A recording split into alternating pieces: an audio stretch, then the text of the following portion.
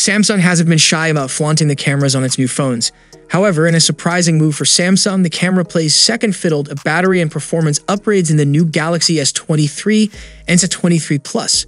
Performance is faster and battery life is thankfully a bit longer, which addresses the biggest complaint I had about the Galaxy S22. But unlike the S23 Ultra's cameras, which have noticeable improvements in color tone and dynamic range along with a new 200-megapixel sensor, the Galaxy S23 and S23 Plus cameras largely feel the same as last year. And that's oak. We're past the point of revolutionary annual upgrades, and the S23 is the perfect example of that. Instead, Samsung focused on making practical refinements to one of the areas that matters most in a phone: how long it lasts on a single charge.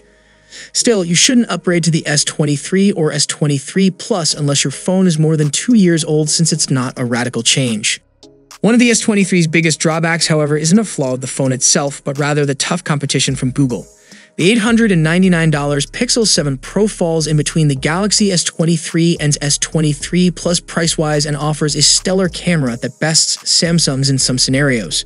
Samsung, however, does offer compelling trade-in bargains that could make the S23 lineup more compelling. Overall, the Galaxy S23 is ideal for Android fans that prioritize fast performance, solid cameras, and having a spacious and bright screen in a compact package. The S23's cameras don't always measure up to Apple's and Google's, but they're still good enough to fit most people's needs. Like the S22, the 6.1-inch S23 remains a top choice for Android fans that prefer smaller phones. But there was just one problem with the S22.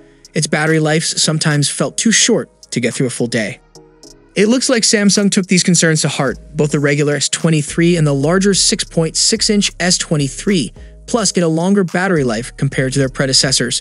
The new Qualcomm Snapdragon 8 Gen 2 processor inside the Galaxy S23 series, which has been optimized for Samsung's new phones, should also bring some improvements to power efficiency. Even though I've only used the new phones for a few days, these upgrades are already noticeable. When I used the 6.1-inch S22 as my daily smartphone for roughly a month, I noticed that the battery dipped down to between 30 and 40% by 9 p.m., especially after a long day in the office. With the Galaxy S23, the battery was down to 46% by 9:45 p.m. after a day of heavy usage, running benchmark performance tests, taking lots of photos and videos. With light usage after a day that started at 10 a.m., I had 64% left by the time I went to sleep, just past 12:30 a.m. The Galaxy S23 Plus had 73% of its battery left by bedtime around 11 p.m. after a full day in the office. While charging speed isn't a deal breaker when buying a new phone, it would have been nice to see Samsung push forward in this area. That's especially true considering rivals like Xiaomi and OnePlus continue to shorten the time it takes to replenish their respective phones' batteries. The Galaxy S23 and S23 Plus feel snappy and fast in everyday use, as phones in their price range should. Playing games with the graphics and frame rate at the highest settings felt smooth, and apps launch instantly. All three new phones have an adaptive refresh rate that reaches up to 120 Hz for smoother scrolling and animations, which also contributes to the device's peppiness. The one area where the new Qualcomm Snapdragon 8 Gen 2 processor seems to make a difference in everyday use is exporting video. The S23 and S23 Plus both exported a 30-second 4K video to 1080p faster than the S22 Ultra and Pixel 7 Pro. The iPhone 14, however, was the fastest of the bunch. The Galaxy S23 lineup runs on a special customized version of Qualcomm's latest mobile chip that's been optimized for these phones, meaning it's different from the version inside the OnePlus 11. That said, real-world usage matters more than benchmarks. Other than the faster video export speeds, I didn't experience anything on the Galaxy S23 lineup that felt unusually fast compared to most other phones in the same price range.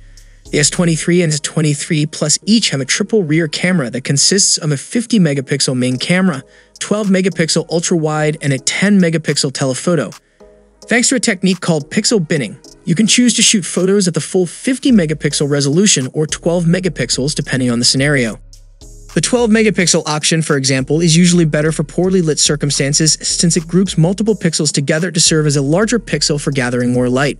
Samsung also integrates the controls from its Expert RAW app right into the main camera, making it more convenient for those who want easy access to the full, uncompressed version of an image. This camera system is largely the same as the one on the S22, although Samsung has made some processing improvements, particularly when it comes to low-light photography.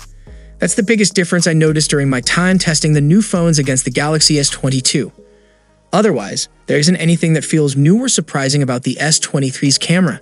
While the S23 and S23 Plus can both capture crisp and clear images, there were instances in which colors either looked exaggerated or blown out compared to the same photos taken on the iPhone 14 and Pixel 7. I also noticed that video stabilization improved slightly on the S23 compared to the Galaxy S22, enabling it to better compete with Apple's Action Mode. The S23's camera isn't a leap forward, but it'll feel significant to those upgrading from a phone that's several years old. Now the question is, should you buy or skip it?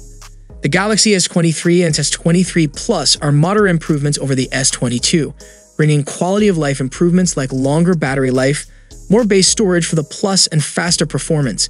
Since this isn't a major update, I don't recommend upgrading unless you have a phone that's more than 2 years old at the very least.